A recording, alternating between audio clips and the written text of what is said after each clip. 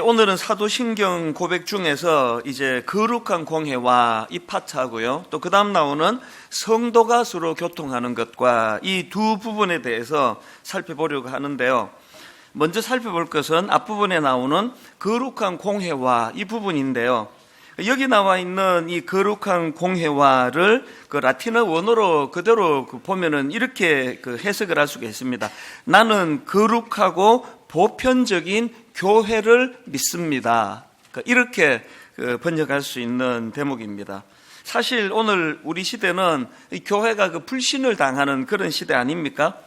물론 여기 나오는 교회를 믿습니다 할 때 교회가 이 눈에 보이는 지상교회만을 의미하는 것은 아닙니다만, 어쨌든 우리 모두가 이 시대의 숙제가 그거 아닙니까? 어떻게 하면은 이 교회의 신뢰가 회복이 될 수 있을까? 그런 의미에서 모든 성도님들은 이 사도신경을 고백하실 때마다 이런 마음의 소원이 있으면 좋겠습니다. 나는 교회를 믿고 신뢰하기 원합니다. 그런 마음으로 사도신경이 고백되기를 원하고요. 또 성도님들이 그렇게 신앙 고백을 하실 때 교회를 섬기는 목사인 저는 또 어떤 마음으로 기도해야 되겠습니까? 하나님, 정말 성도님들이 교회를 불신하지 않도록, 또 성도님들이 온전히 교회를 믿고 또 신뢰할 수 있도록 그렇게 투명하게 목회하는 목회자가 되기 원합니다. 이것이 또 이 고백 안에 담겨 있는 숙제라고 저는 생각을 합니다. 모든 예수 믿는 사람이라면 다 그런 마음의 소원이 있을 것입니다. 정말 내가 교회를 믿고 신뢰하고 싶다. 자, 그렇다면은 우리가 이 사도신경을 고백할 때 나는 거룩하고 보편적인 교회를 믿습니다라고 이렇게 고백하는데요. 그 믿음의 고백이 이루어지기 위해서, 그리고 또 교회가 정말 그 믿음의 대상이고 또 신뢰받을 수 있는 공동체가 되기 위해서 어떻게 해야 되느냐? 두 가지를 꼭 기억하셔야 됩니다. 교회가 신뢰받는 하나님의 공동체가 되기 원한다면 이 교회는 이 성령님의 영향력 아래 놓여야 된다는 겁니다. 이 지상교회는 다 죄성을 가진 인간이 모이고 인간이 운영하고 인간이 살피는 그런 공동체 아닙니까? 거기에 초대교회 사도행전 2장에 보면은 상상을 초월하는 2장 뒷부분 말미에 보면은 얼마나 아름다운 공동체의 모습을 보여줍니까? 그런데 여러분, 사도행전 2장 말미에서 서로 물건을 통용하고 있는 자 없는 자 구분 없이 서로를 섬기고 기도하는 충만한 공동체가 된 거는 그 구성원들이 우리랑 달라서 그런 게 아니고요. 사도행전 2장 말미에 초대교회의 놀라운 부흥의 역사가 일어나기 위해서 바로 사도행전 앞부분에 보면은 성령의 강력한 역사가 일어났다는 걸 기록하고 있는 거거든요. 교회는 원래부터 교양이 있고 우아하고 세련되고 이런 사람이 모여서 좋은 교회가 되면 그건 교회의 특징이 아닙니다. 이런저런 문제 많은 사람들이 모여서 성령님의 영향력 아래 놓여있기 때문에 이게 사도행전 2장에서 초대교회가 보여주는 굉장히 우리에게 중요한 가르침을 주는 그런 케이스라고 저는 생각을 하고요. 또 그런가 하면은 두 번째로, 교회가 이렇게 믿음과 신뢰를 회복하는 공동체가 되기 위해서는 무엇보다도 교회는 거룩을 회복해야 된다는 것입니다. 이 사도신경을 라틴어 원문으로 보다가 아주 흥미로운 포인트를 하나 발견했는데요. 지난주 살펴본 성령을 믿사오며, 그리고 그 다음 오늘 살펴볼 거룩한 공회와, 그리고 그 다음 나오는 성도가 서로 교통하는 것과, 이 세 가지를 보니까요, 이 세 개를 이렇게 관통해주는, 이것을 묶어주는 한 표현, 한 단어가 있는데 그게 거룩입니다. 먼저 성령을 믿사오며 할 때 그 라틴어 원문으로 보면은 성령님을 거룩한 영이라고 그렇게 표현을 하고 있고요. 그 다음에 이것이 이제 쭉 어떻게 연결이 되느냐. 자, 라틴어 원문에 가깝게 이것을 직역하면 이렇습니다. 거룩한 영, 성령을 믿습니다. 그 다음에 거룩하고 보편적인 교회를 믿습니다. 그리고 그 다음에 거룩한 자의 교제를 믿습니다. 성령님과 교회와 그리고 또 성도들 간에 일어나는 교제를 관통하는 공통점은 거룩이에요, 거룩. 이게 뭘 의미하는 건지 아시겠죠? 교회 공동체는요, 거룩하신 성령님께서 개입하시는 공동체이기 때문에 그 교회가 병들었나 병들지 않았나를 점검하는 많은 잣대 중에, 강력한 잣대 중에 하나가 이 교회가 거룩한 교회인가? 성도도 마찬가지고요. 자, 그러면 몇 번 말씀드렸지만 여기서 말하는 거룩이 뭐냐? 도덕적으로 윤리적으로 깨끗하고 거룩하다는 건 열매고요. 그 결과물이고, 여기서 말하는 거룩의 근본적인 의미는, 근본적인 뜻은 무엇과 다르다라는 뜻이에요. 무엇과 다르다, 이게 거룩입니다. 그럼 여기 나오는 무엇이 어떤 단어, 뭘 것 같습니까? 무엇이? 여기 나오는 무엇은 세상이죠, 세상. 이 교회에서 추구해야 되는 거룩은 세상과 다르다는 거예요. 세상과 구별된다는 겁니다. 베드로전서 2장 9절에 보니까요, 그러나 너희는 택하신 족속이요 왕같은 제사장들이요 거룩한 나라요 그의 소유가 된 백성이니, 여기만 봐도 나 자신이 거룩한 존재가 아니고요, 하나님께서 나를 그의 소유로 만들어 주셨기 때문에 구별된 자로서의 거룩이 여기에 나타나는 거고요. 바로 그 다음 나오는 이는 너희를 어두운 데서 불러내어 그의 기이한 빛에 들어가게 하신 이의 아름다운 덕을 선포하게 하심이라. 여기서 말하는 거룩이 뭐라고요? 구별이에요. 어두운 데서 불러낸 상태, 이게 거룩입니다. 그래서 신명기 18장 9절에 보니까 내 하나님 여호와께서 내게 주시는 땅에 들어가거든 너는 그 민족들의 가증한 행위를 본받지 말 것이니, 또 마태복음 6장 7절 8절 또 기도할 때에 이방인과 같이 중언부언하지 말라. 그들은 말을 많이 하여야 들으실 줄 생각하느니라. 그러므로 그들을 본받지 말라. 여기 보면은 기도라는 행위를 포함한 영적인 행위는 물론이고 도덕적인 것, 또 윤리적인 모든 걸 다 포함해서 교회가 추구하는 거룩은 세상과의 다름이에요. 세상과의 차별성이에요. 한때 그 거창고등학교, 경남 거창 그 시골에 있는 거창고등학교가 우리 온 대한민국에 화제를 일으킨 적이 있었는데요. 그게 뭐냐 하니까 거창고등학교 직업선택 10계명, 한두 번은 다 들어보셨을 거예요. 이 거창고등학교가 기독교 학교 아닙니까? 그 학교가 표방하는 그 직업선택 10계명인데요. 화면으로도 제가 이거를 좀 부탁을 드려놨는데 한번 천천히 한번 보세요. 10계명 중에 첫째가 뭐냐? 월급이 적은 쪽을 택하라. 이 처음부터 심상치 않죠? 그럼 두 번째가 내가 원하는 곳이 아니라 나를 필요로 하는 곳을 택하라. 그 다음 세 번째가 승진의 기회가 거의 없는 곳을 택하라. 네 번째가 모든 조건이 갖추어진 곳을 피하고 처음부터 시작해야 하는 황무지를 택하라. 다섯 번째, 앞을 다투어 모여드는 곳을 절대 가지 마라. 아무도 가지 않는 곳을 가라. 여섯 번째가 장래성이 없다고 생각되는 곳으로 가라. 일곱 번째가 사회적 존경을 바랄 수 없는 곳으로 가라. 그만 읽을까요? 너무 그 현실성 없는 좀 황당한 얘기를 하고 있나 이런 생각을 하시는 분이 계실 텐데요. 조금만 참으면 다 끝나갑니다. 여덟 번째, 한가운데가 아닌 가장자리로 가라. 아홉 번째, 이게 압권입니다. 부모나 아내가 결사 반대를 하는 곳이면 틀림없다. 의심하지 말고 가라. 마지막 열 번째, 왕관이 아니라 단두대가 기다리고 있는 곳으로 가라. 이 10가지를 딱 한마디로만 요약하면 세상과의 차별성입니다. 이래가지고 이걸 표방하는 학교에 어떻게 이런 학교를 보내겠냐고, 학교가 망하지 않았나? 그렇게 생각하면 오산이에요. 옛날에요, 고등학교 시험 봐서 들어갈 때 이 거창고등학교는 전국의 명문 학교였습니다. 생각이 좀 있고 의식이 좀 있는 크리스찬들 애들을 다 여기 다 보냈습니다. 시험이 얼마나 그 커트라인이 높았는지 모릅니다. 그런가 하면은 지난번에도 말씀드렸지만요, 제가 일만수도 파송 운동 준비하고 또 가평 우리 마을을 준비하면서 여러 전문가들 또 기독교 NGO 그런 여러 사람들을 만났는데요, 제가 만나본 사람들 중에 가장 많은 출신 학교가 한동대학교 출신이에요. 기독교 학교. 정말 그 자기의 어떤 유익을 구하지 않고 그 실력을 갖춘 그 사람들이 여러 곳에서 같이 있는 일을 하면서 그렇게 사는 것을 보면서, 그 한동대학교나 이 거창고등학교가 왜 이런 인재들이 모입니까? 세상과 차별화되니까요.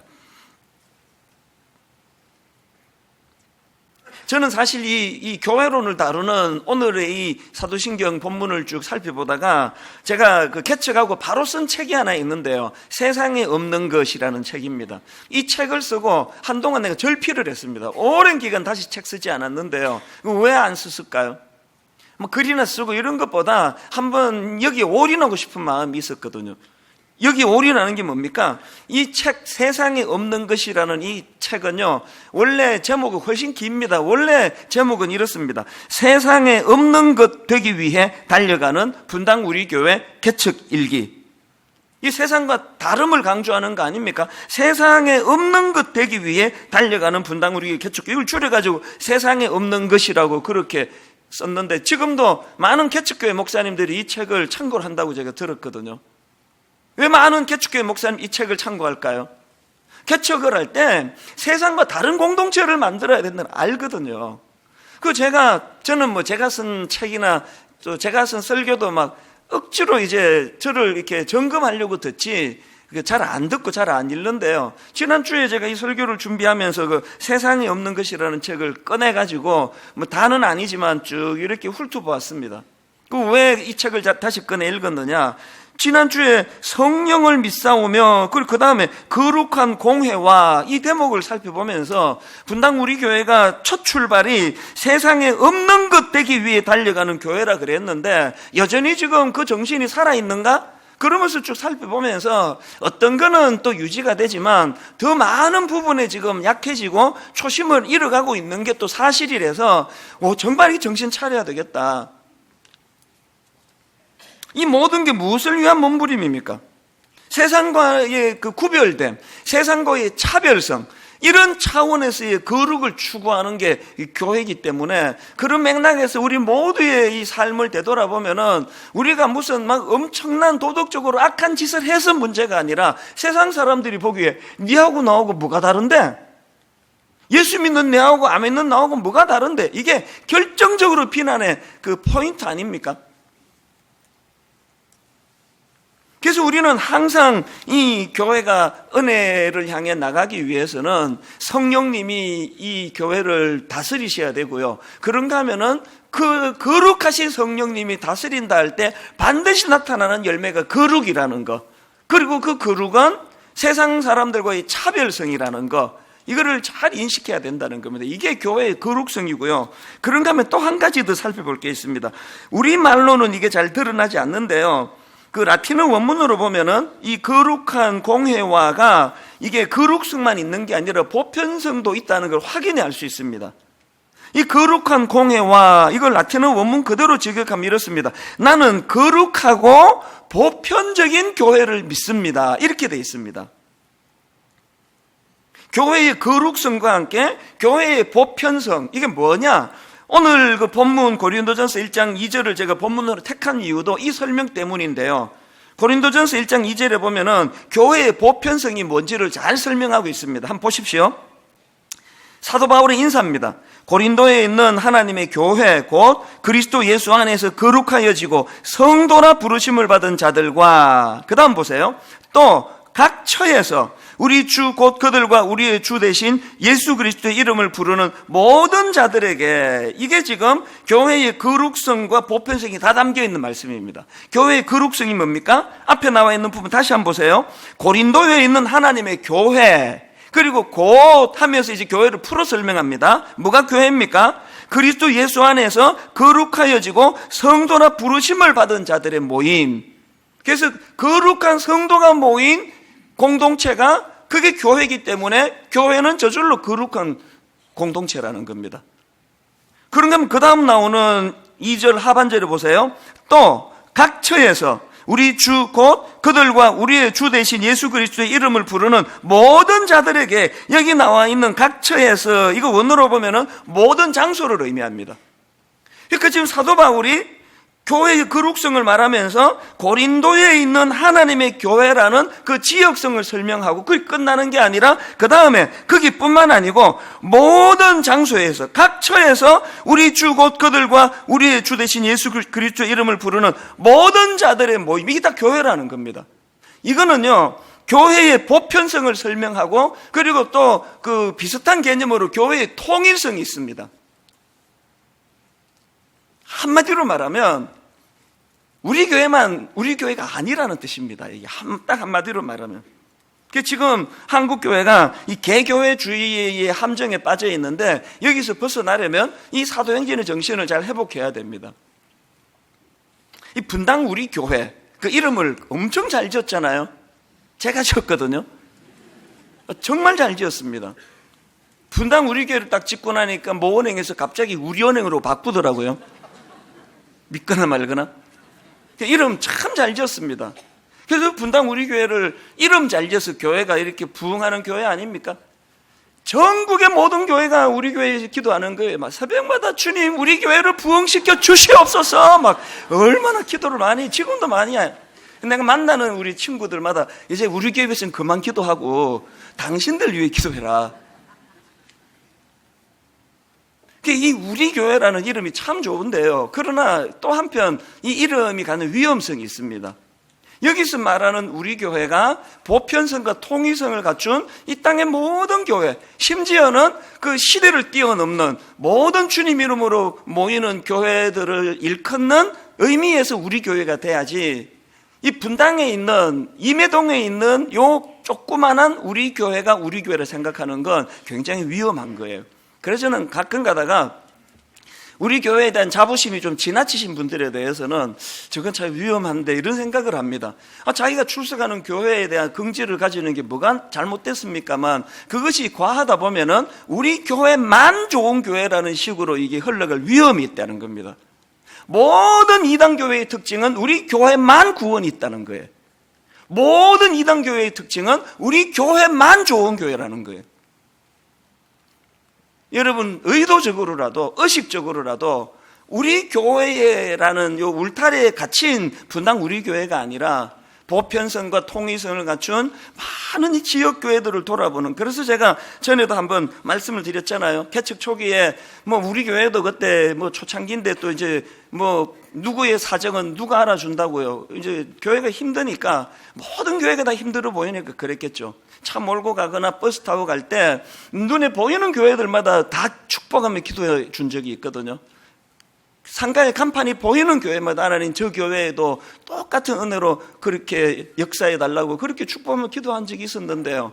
요즘은 이제 배가 좀 불러져 가지고 그렇게 기도 안 한 지가 꽤 됐습니다. 그 버스 타고 가시거나 할 때 한번 해보세요. 되게 시간도 잘 가고 좋습니다. 또 교회가 어떤 데 있나 이렇게 관찰하는 재미도 또 좋고요. 이런 차원에서 저는 참 오늘 가슴이 설레이는 게요, 하나님께서 어떻게 이 본문하고 또 이 성탄절을 이렇게 절묘하게 엮어주시는지 오늘 여기서 배우시고 마당에서 실습하는 시간이에요. 이게 무슨 말인가 하면은요, 마당에 가면 이제 크리스마스 섬김 축제 큰 그건 또 뒷부분에 설명할 거고요. 그 크리스마스 섬김 축제가 뭐냐 하면은 이제 오는 토요일 날 이제 다 패킹을 할 겁니다. 미자리 교회, 특히 그 농어촌 교회는요, 이게 다 고령화가 돼가지고 그 주일학교 애들이 지금 씨가 말랐잖아요. 그래서 한 교회에 3명도 있고 4명도 있고 그 애들이 얼마나 썰렁하겠냐고요. 작년부터 이제 우리가 시작한 게 그 미자리 교회, 특히 농어촌 교회에 주일학교 아이들에게 그 성탄절 선물 보내기, 이 과자 박스를요, 큰 과자 상자에다가 애들이 좋아하는 과자를 다 담아가지고 지난 해에는 160개 교회에 약 2,000여 개의 선물 박스를 보냈습니다. 전국에 있는 농어촌 교회, 미자리 교회로 한 2,000 박스를 저희가 보냈는데요. 그 중에서 제가 참 마음이 훈훈했던 어떤 그 목사님의 글을 누가 보내준 걸 봤습니다. 이분이 그 페이스북에다가 어떤 간증의 글을 올렸냐면 이제 뒷부분의 부분이 감동이 됐는데 이해를 위해서 앞부분도 읽어드릴게요.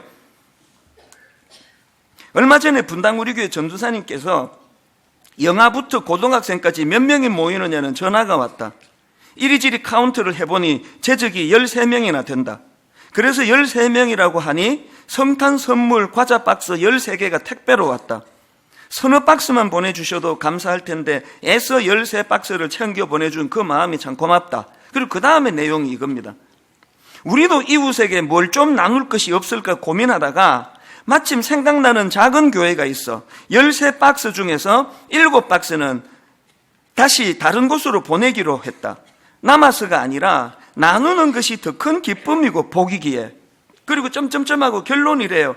그게 성탄을 기념하기에 더 적절하지 않겠는가. 어느 담임 목사가 애들 13명인데 이 박스 하나씩 건네줘가지고 기쁨을 주고 싶지 않은 목사가 어디 있겠냐고요. 그런데 13명 나오는 교회에 그 박스 절반 6개, 7개를 뚝 떼가지고 또 다른 어떤 이 박스가 필요한, 선물이 필요한 곳으로 보내주시고는 이게 성탄을 기념하기에 더 적절하지 않겠는가? 이 목사님은 교회의 보편성과 통일성을 정확하게 아시는 분이거든요. 제가 여러 번 강조해 드리지만 오늘 이 본문을 사도신경을 고백할 때마다 기억하시라고 다시 말씀드리는데요. 여러분 뭐 수요 예배나 새벽 기도나 이런 데는 굳이 막 1시간씩 걸리는 분당 우리 교회로 오지 마세요. 안 오셔도 됩니다. 가까운 교회로 가세요. 단 작은 교회로 가세요. 여러분이 예배를 통해서 얻어내는 게 이게 예배가 되면 곤란합니다. 예배는 서비스에 드리는 거예요. 하나님께 드리는 건데요. 여러분 어느 수요 예배에 어떤 작은 교회에 들어가 한 영혼이 목이 마르도록 기다리는 어떤 분에게, 그 설교자에게, 그 담임 목사에게 여러분의 그 출연이 그분에게 기쁨이 된다면 이게 예배 아닙니까 이게? 그리고 추석이나 설날 같은 때 우리 교회로 오지 말라고 제가 계속 강조하는 이유도 그거예요. 옛날에 그 강조를 잘못 듣고는요, 예배는 본교회에서 들어야 된다 이래가지고 막 그냥 막 딱 주일 새벽에 막 차 몰고 막 헐레벌떡 본교회로 오시는 분들이 계시는데, 그거는요 뭐 내 교회를 막 이 교회 저 교회 다니지 말고 그 내 교회를 지켜야 된다는 그런 의미이지, 이게 그 교회의 보편성이나 통일성을 무시하라는 게 아닙니다. 여러분 기왕에 그렇게 시골 교회 가셨으면 뭐하러 그렇게 부랴부랴 올라오세요? 그 교회에서 반드시 예배 드리셔야 돼요. 그리고 그 교회에 예배만 드리면 안 되고 막 이 교회에 낼 헌금 한 달치를 거기다 다 내고 오세요. 왜? 하나님께서 너 그 딴 교회 낸 거는 그 카운트에 안 들어가는 거 알지? 이런 거 아닙니다. 교회의 보편성, 교회의 통일성, 모든 주님의 이름을 부르는 사람들의 모인 곳이 다 교회거든요. 한때는요 추석과 설날에는 우리 교회가 아예 예배를 문을 닫으려고 생각도 했습니다. 아예 여기서 예배를 안 드리면은 작은 교회로 가시겠지 그랬는데, 많은 분이 충고하기를 그러면 그 옆에 있는 대형 교회로 갈 거라고. 신앙은요 거기 가서 내가 뭐 무슨 은혜를 받지, 얻을 게 뭐지, 이런 것으로 시작해서 주신 은혜를 나누는 데 있거든요. 이번에 여러분 제가 오늘 그런 의미에서 이제 제가 오늘 1일 판매원이 되기로 하는데요. 2가지 물품을 제가 팔려고 합니다. 작년에도 했는데요. 이 배지를 판매하려고 합니다. 이 크리스마스 배지가 막 얼마나 잘 만들어졌는지, 이거는 또 작년 디자인하고 다른 새로운 디자인인데 뭐 사진은 좀 촌스럽네. 근데 진짜 보면 예뻐요. 그래서 이제 이 4개 해서 10,000원에 모시겠습니다. 이거를 10,000원에 구입해 주시면요, 이 수익금을 가지고 아까 2,000박스 우리 농구촌 교회, 미자리 교회 아이들 선물이 이 교회 돈 뚝 떼서 하면 성의가 없잖아요. 여러분이 이거 빠찌 하나 팔아주는 이걸로 한번 상상을 해보세요. 그 어린 시골의 아이가 교회에서 엄마 이 선물을 주더라고 그 큰 박스를 들고 기뻐 뛰어가는 그 모습을 한번 상상을 해보세요. 그리고 또 이제 지난주에 우리가 그 요한복음 필사 노트 막 삽시간에 그게 다 동이 나서 이번에 좀 많이 주문했습니다. 이 수익금도 여러분들이 성경을 필사하는 영적인 은혜를 누려서도 좋지만요, 이 수익금도 마찬가지로 우리 농어촌 교회 아이들 크리스마스 선물 만드는 데 이 비용이 다 들어갈 겁니다. 왜 이렇게 할까요? 이게 교회거든요. 내 한 교회 그렇게 잘 지내고 잘 먹고 잘 사는 게 하나님의 뜻이 아닙니다. 이게 이 사도행전의 거룩한 공회와 이 말씀 속에 담겨있는 의미라는 것입니다. 그런가 하면 이제 그 다음에 2번째로 살펴볼 게 바로 그 다음 나오는 성도가 서로 교통하는 것과 이 부분인데요. 이걸 라틴어 그대로 직역을 하면 이렇습니다. 나는 거룩한 자의 교제를 믿습니다. 이 거룩한 자의 교제를 믿습니다. 그 상담가 폴 트루니에가 이런 말을 했습니다. 세상에서 절대 혼자 할 수 없는 것이 2가지가 있다. 첫째는 결혼이고 둘째는 신앙생활이다. 결혼을 혼자는 절대로 못하는 것과 똑같이 신앙생활도 혼자 하는 거 아닙니다. 혼술, 요새 뭐 혼밥, 또 혼자 영화 보는 거, 혼자 여행 가는 거, 이 혼족이 되는 게 지금 뭐 거의 이 시대의 거의 그 붐이라고 그러는데요. 다 혼자 하실 수 있는데 신앙생활은 혼자 하시는 거 아닙니다. 그게 성경의 원리거든요. 그 신앙생활에서 혼자 할 수 있는 게 신앙이 아니라면 이런 말도 있지 않습니까? 피할 수 없으면 즐기라. 그 어떻게 해서든지 교회 공동체 안에서 교제의 기쁨을 누리셔야 된다는 겁니다. 그래서 여러분, 이 성도 간의 이 교제의 즐거움을 꼭 회복해야 되는데, 이 교제의 즐거움을 회복하기 위해서 두 가지 그 조건이 있음을 기억하셔야 됩니다. 첫 번째가 뭐냐? 이 성도 간의 교제도요, 영적인 행위라는 것을 기억하셔야 됩니다. 베드로전서 4장 11절을 보세요. 만일 누가 말하려면 하나님의 말씀을 하는 것 같이 하고, 누가 봉사하려면 하나님이 공급하시는 힘으로 하는 것 같이 하라. 여러분, 그냥 대화할 때 내키는 대로 그냥 생각나는 대로 그냥 떠들어대고 상대방에게 상처가 될지 안 될지 고려 없이 툭툭 던지는 거, 그거는 아주 나쁜 짓이에요. 왜? 이게 영적인 행위이기 때문에 그렇습니다. 심지어는 마태복음 25장 40절입니다. 임금이 대답하여 이르시되 내가 진실로 너희에게 이르노니 너희가 여기 내 형제 중에 지극히 작은 자 하나에게 한 것이 곧 내게 한 것이니라. 왜 여러분 이 주님 안에서의 성도 간의 교제가 영적인 행위인지 아시겠죠? 그게 주님이 지금 개입하고 계시는 거예요. 히브리서 13장 1절 2절 형제 사랑하기를 계속하고 손님 대접하기를 잊지 마라. 이로써 부지 중에 천사들을 대접한 이들이 있었느니라. 형제에 대한 사랑과 섬김이 하나님의 대리자인 천사와 연결되는 것도 같은 맥락 아닙니까? 그래서 여러분, 우리가 믿음이 생기면요, 그 믿음을 실습하는 게 이 교제예요. 그래서 여러분, 대인관계에서 김 집사님과 박 집사님 사이에 자꾸 하나님을 개입시키는 거예요. 자꾸 하나님을 개입시키고 하나님 주시는 힘으로 얻고, 그리고 또 교제가 잘 되기 위해서는 여러분이 성령 충만으로 성숙해져야 됩니다. 제가 언젠가 그 비행기를 타다가 굉장히 큰 그 깨달음을 하나 얻었는데요. 맨 처음에 이제 비행기 타면은 여러 이제 주의할 거를 이제 알려주지 않습니까? 그 중에 하나가 이제 비행기가 문제를 만나면 이 산소 마스크가 위에서 확 내려오는데, 이제 이런 노약자나 어린아이들을 잘 돌봐야 된다. 그걸 강조하면서 뭐라고 말하는 게 하니까, 산소 마스크가 내려오면 먼저 본인이 안전하게 착용을 하고, 우리 생각에는 그 약자들을 먼저 도와야 될 것 같은데요. 먼저 본인이 안전하게 착용을 하고, 그리고 아이들과 노약자나 또 연약한 사람을 도와라. 이런 요지로 제가 그 안내문을 줬는데, 굉장히 제가 그때 이 성령님께서 또 이렇게 멘트를 하시는구나. 여러분, 이웃을 잘 섬기기 위해서 여러분이 먼저 성령 충만하셔야 됩니다. 여러분이 먼저 은혜의 공급을 많이 받으셔야 돼요. 부부간에 믿음이 좀 좋은 배우자가 있고 믿음이 약한 배우자가 있다면, 여러분 믿음이 좋은 배우자가 늘 하나님 은혜를 공급받아야 돼요. 내가 먼저 회복이 돼야, 그래야 상대방을 섬길 수 있다는 것입니다. 창세기에 보면은 아담이 범죄하고 나니까 그렇게 내 뼈 중에 뼈요 살 중에 살이라고 기뻐했던 그 여자가 비난의 대상이 되잖아요. 이 여자 때문에 내가 이렇게 됐다고. 여러분, 가정 회복을 위해서는요, 부부가 그냥 외식도 하고 영화도 보러 가고 노력 많이 해야 되지만, 더 중요한 건 믿음 좋은 그 사람이 먼저 믿음이 회복돼야 될 줄로 믿습니다. 그런가 하면은 여러분, 성도 간의 교제의 즐거움을 회복하려면 한 가지 더 기억하셔야 되는 게 있는데요. 그리스도 안에서의 교제란 기본적으로 자기가 가진 것을 나누는 것을 의미한다는 겁니다. 이 성도가 서로 교통하는 것과 이 부분에 대한 자료를 찾다가 보니까요, 그 만화 사도신경이라고 있습니다. 그 만화라서 가볍게 생각하시면 안 됩니다. 그 굉장히 중요한 엑기스들만 그렇게 묶어서 참 잘 만든 만화책인데요. 거기에 보니까 이 성도가 서로 교통하는 것과에 대하여 이런 설명을 해놓았더라고요. 자, 들어보세요.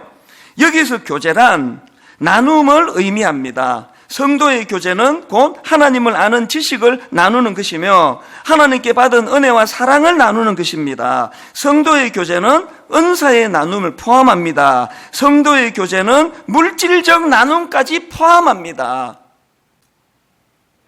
그러고 보면 제가 아까 초대교회 사도행전 2장에 놀라운 교회의 영적 성숙과 부흥을 설명했는데요. 이 흐름을 한번 보세요. 사도행전 2장 42절. 그들이 사도의 가르침을 받아 서로 교제하고 떡을 떼며 오로지 기도하기를 힘쓰니라. 사람마다 두려워하는데 사도들로 말미암아 기사와 표적이 많이 나타나니 먼저 영적으로 그 성도들에게 은혜가 많이 임했습니다. 그랬더니 바로 그 다음 44절부터 보세요.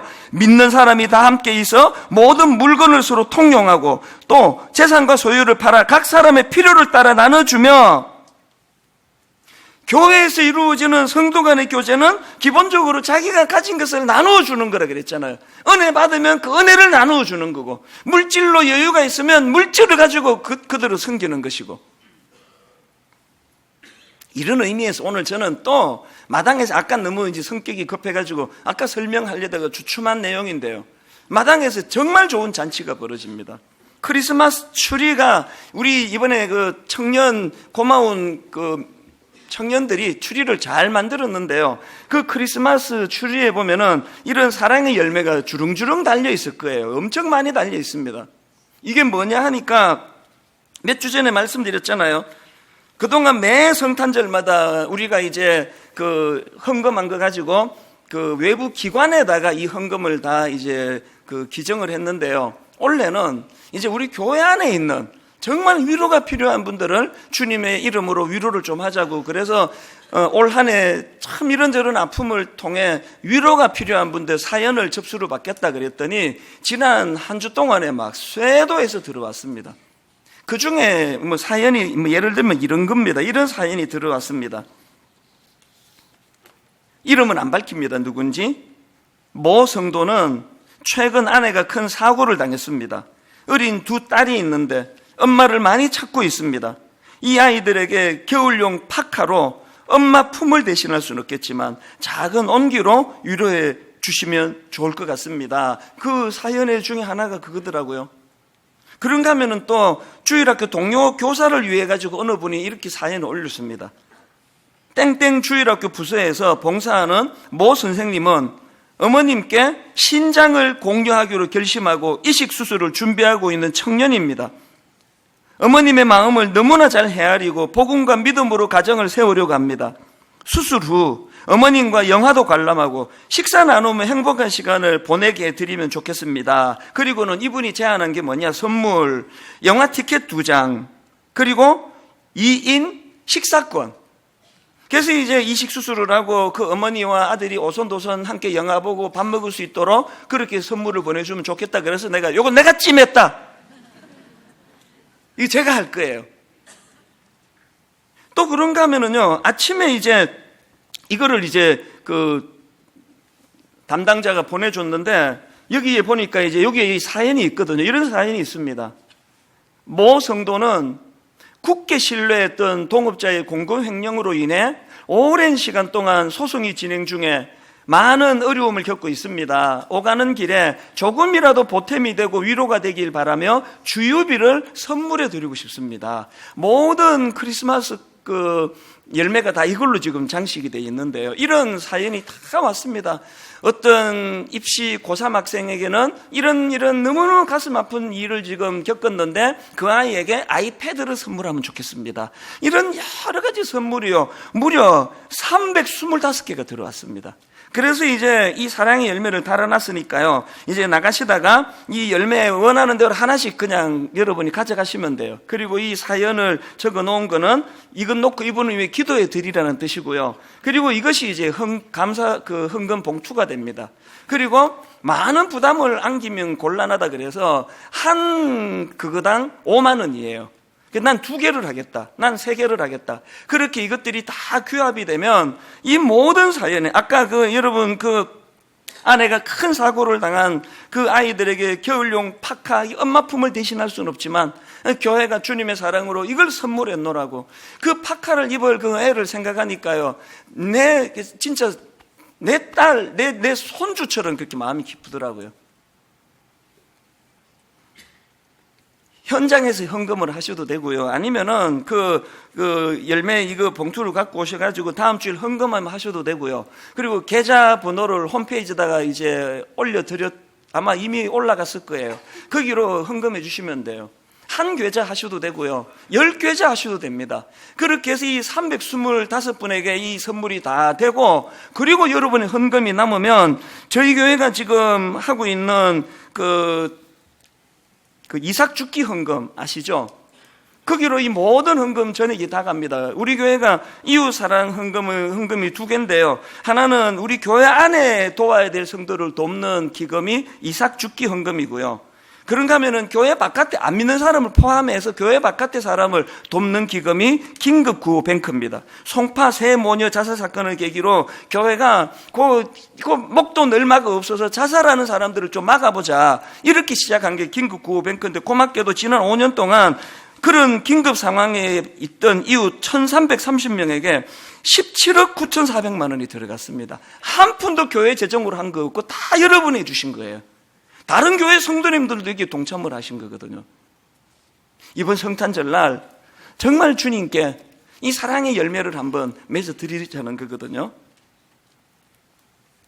그 추리에는요, 우리 교회 성도들의 사연도 있지만, 이번에 이웃사랑의 날이니까 이웃사랑부에서도 추천하는 이웃들 많습니다. 저한테 이런 내용을 보내왔습니다. 그 이웃사랑부에 추천한 이웃, 독거 어르신들의 월동을 위한 난방비, 복지 사각지대에 있는 이들의 통원 치료를 위한 교통비, 의료비, 자녀를 위한 내복, 외투, 월세, 교통비가 없어 먼 거리를 걸어 다니는 청소년들에게 주는 교통카드, 이런 것들이 다 여기 지금 달려져 있습니다. 교회가 자선단체도 아닌데 왜 이런 일을 하느냐, 이렇게 말씀하지 마세요. 교회는요, 내 교회를 넘어 이 땅에 있는 모든 교회가 다 잘 되기를 주님 앞에 함께 기도하는 공동체고, 또 내 교회를 뛰어넘어 이 시대와 민족을 섬기는 데가 그게 교회인 줄로 믿으시기를 바랍니다. 오늘 저는 말씀의 마무리를 이렇게 하기 원하는데요, 이거 담당하는 교역자가 저한테 메일이 왔는데 너무 마음이 뭉클한 내용이 있었습니다. 이분이 이게 300몇십 통의 사연을 보면서 내린 결론이 이겁니다. 고통의 무게는 모든 사람들에게 똑같다는 것을 새삼 느낄 수 있었습니다. 젊은이는 젊은이대로, 어른은 어른대로 고단한 인생의 걸음을 걸어가는 수많은 사연을 접했습니다.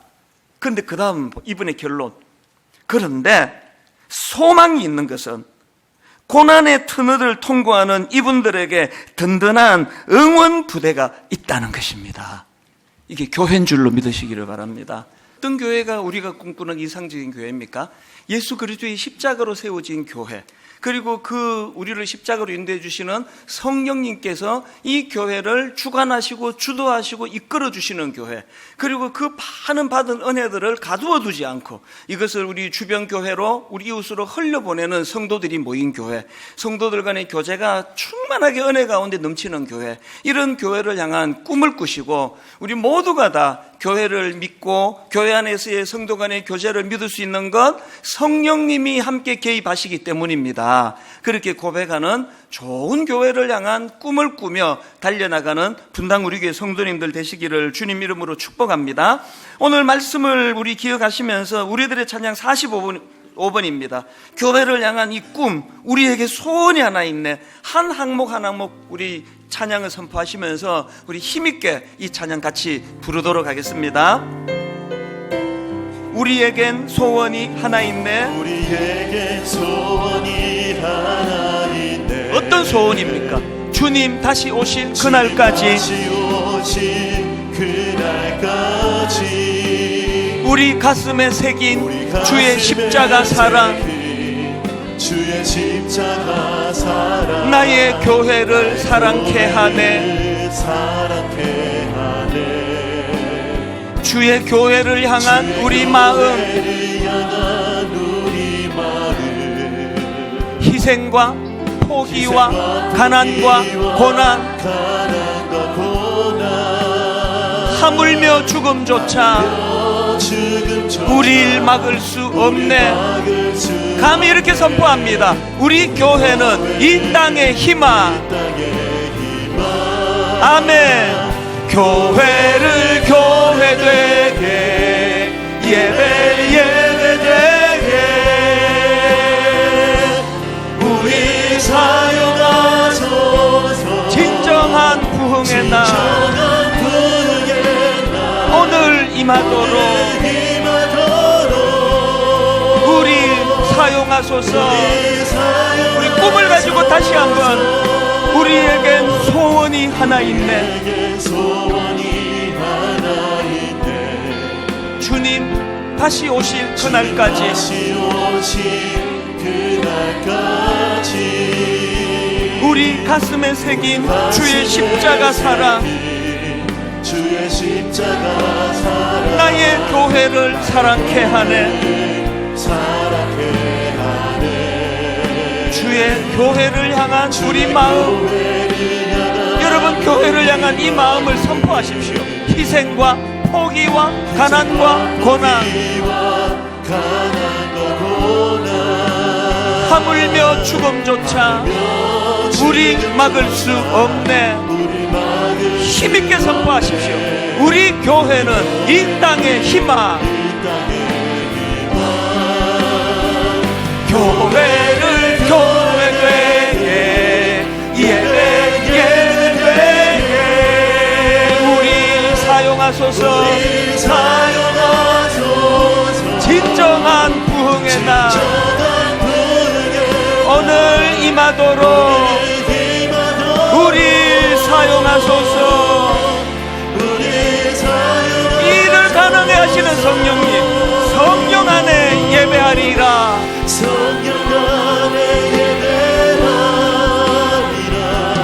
자유의 마음으로 사랑으로 사역하리라. 교회는 생명이니 우리 다 자리에서 일어나셔서 힘있게 선포합니다. 교회를 교회되게, 예배를 예배되게 우리 사용하소서. 진정한 부흥의 날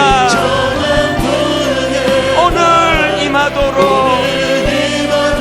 우리 사용하소서. 우리 마음의 소원을 가지고 힘있게 한 번 더 선포합니다. 교회